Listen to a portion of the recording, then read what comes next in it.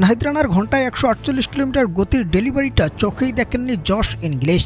একে তো বোকা হয়ে উইকেটটা তুলে দিয়েছেন লিটন দাসের হাতে, এরই মাঝে আবার নাহিদ দেখালো আগ্রাসী উদযাপন, যেন নিজেকে আর সামলাতেই পারলেন না ওজি এই অধিনায়ক। মেজাজ হারিয়ে তেরে গেলেন নাহিদের দিকে।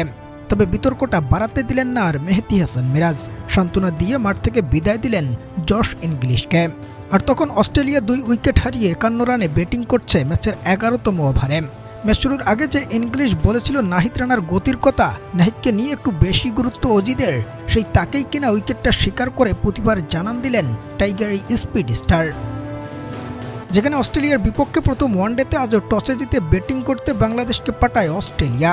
আর ব্যাট হাতে শুরুটা মোটেও ভালো না গেলেও সাইফ হাসানের উইকেটের পর নাজমুল হাসান শান্ত ও তরুণ ওপেনার তানজিদ তামিমের সে কি চমৎকার ব্যাটিং।